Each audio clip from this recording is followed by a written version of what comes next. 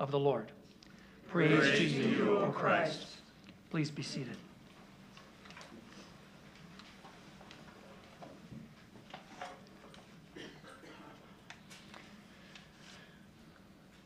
The Lord is my shepherd, I shall not want. If you know this part, say it with me. He makes me lie down in green pastures. He leads me beside still waters. He restores my soul. Those are beautiful words. But sometimes we only truly understand them when we reach the end of our own ability. Years ago, when my kids were little, I tried to turn Psalm 23 into a song. The verses came pretty easily, but the refrain is what got me. I got stuck on trying to figure out that hook that would just carry the tune, right? And then one night, it came. It was a spark of inspiration in the middle of a parenting standoff.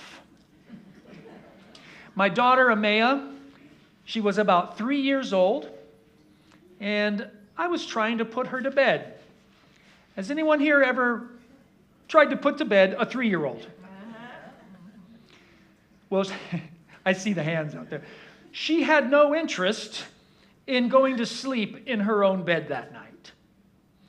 So I was up late with her. I was trying everything that I could do to calm her down, but nothing was working. And I was the one getting more and more agitated and frustrated and breathing heavily and finally exhausted until I finally said to her, "You stay here. Daddy's going to go sit on the couch and have a timeout." A daddy timeout.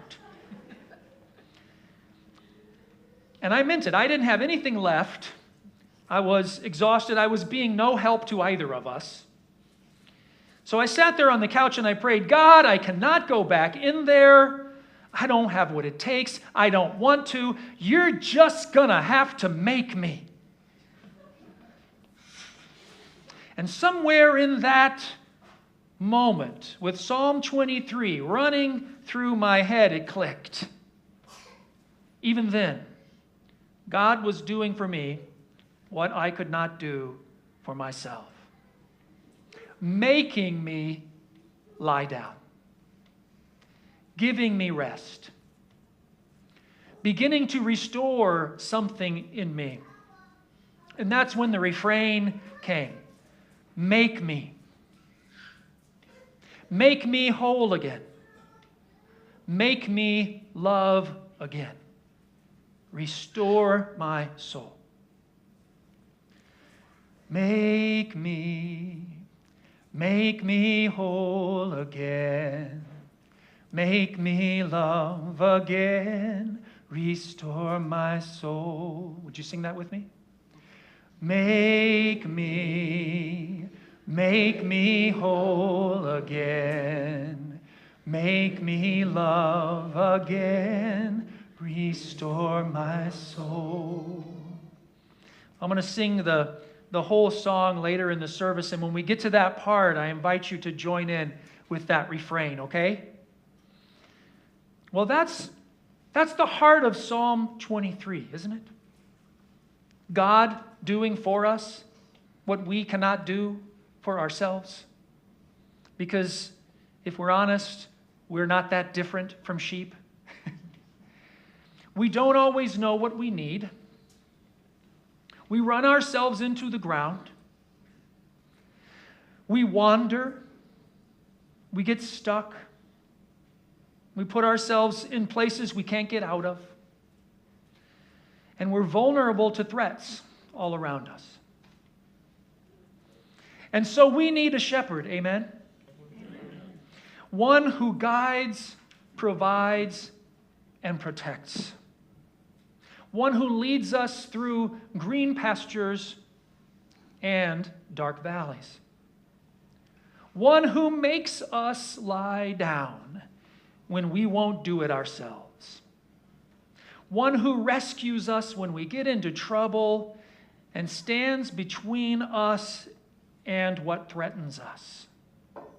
So we need not be afraid. Jesus picks up that image in John 10. But he adds something surprising. We hear Jesus say today, I am the gate for the sheep. It helps to remember what had just happened before he says this. In the previous chapter, Jesus heals a man who had been blind from birth. It's an incredible moment, but instead of celebration, the man is pushed out of his local synagogue. Religious leaders, Pharisees, who were supposed to help others draw near to God, well, they exclude him. They shut him out. Why? Because he listened to Jesus. He followed Jesus' voice. And these leaders had become gatekeepers, standing as a barrier between people in need of God and the very community where they should have found God's love and belonging. After all that, Jesus meets up with the man again, and it's there in that moment. This is one whole section.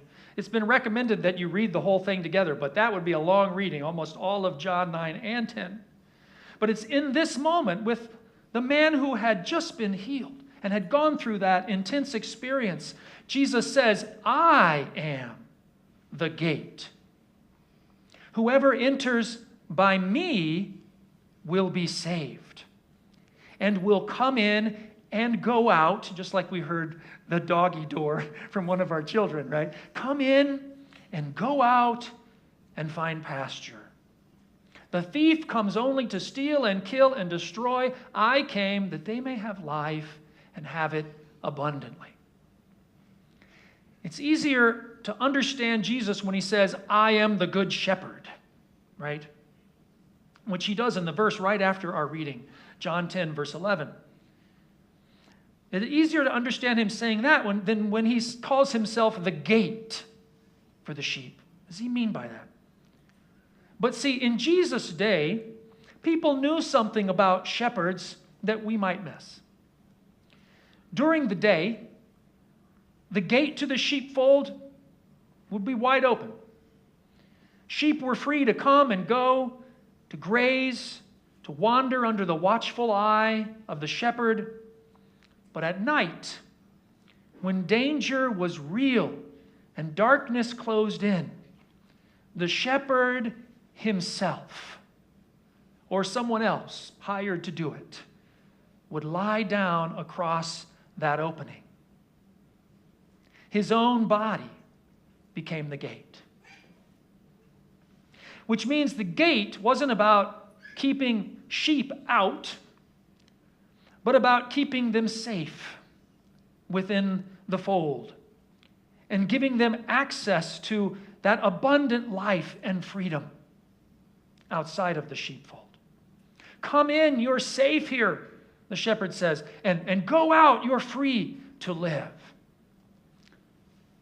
That's what Jesus is offering for us.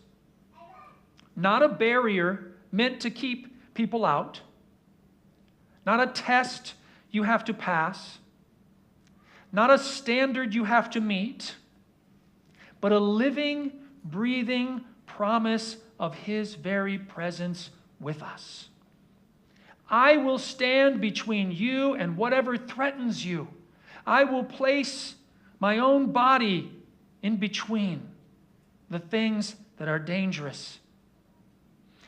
I will be the place where you are safe, and I will be the one who leads you into life and freedom. He contrasts himself with the thieves and bandits, those who try to climb in another way, those who take instead of give, who use others instead of care for them, who turn community into something controlling or exclusive. That's what makes the sheep restless, right? And we've seen that kind of gatekeeping in the world, and if we're honest, sometimes even in the church. The difference is simple. Thieves and bandits take life. Jesus gives it. They are death-dealing. He is life-giving. Amen? Amen. So for that man who was cast out, standing before him, Jesus is saying, you're not actually on the outside, even though it may look that way, because you're with me. And maybe that's what we need to hear too, because there are plenty of moments in our lives and in the world when we can feel like we are on the outside, like we don't measure up, like we don't fit in, like we've wandered too far, like we've gotten ourselves into some trouble, perhaps. Or like we're just worn out, back on that couch, saying, God, I've got nothing left. And Jesus says, come in. Rest. Let me be the gate for you. Let me be the threshold in your life to safety and belonging and community and to life the way it was meant to be lived. Let me stand between you and what threatens you. Let me restore your soul. And when we begin to trust that promise, when we really believe we are safe in Jesus' sheepfold, and that we already belong because we are his sheep, well, then it starts to change how we live together. We stop guarding the gates. Jesus is there. He'll take care of that. We stop deciding who's in and who's out. We stop living like there isn't enough. We stop being so restless. Instead, we start to look like that beautiful picture that we see in Acts. Did you hear that? The way that community was functioning, where the early believers devoted themselves to teaching and fellowship, to the breaking of bread and the prayers, where they shared what they had with one another, cared for one another, and gathered with glad and generous hearts. Such a level of trust in God and each other. So maybe that refrain that came to me in a moment of exhaustion, make me whole again. Creator God, make me whole again. Recreate me anew this day. Make me love again. Restore my soul. Maybe that's not just a personal prayer. Maybe it's a communal one for all of the sheep. A prayer that the God who restores our souls would also restore us as a people, shaping us into a community not built on exclusion, but on belonging and abundance. Not guarded by fear, but formed by trust. A flock that knows the voice of its shepherd and becomes a place of safety, welcome, restoration, and life, where others may find their true rest and come to know Jesus, the Lord, as their shepherd too. Amen.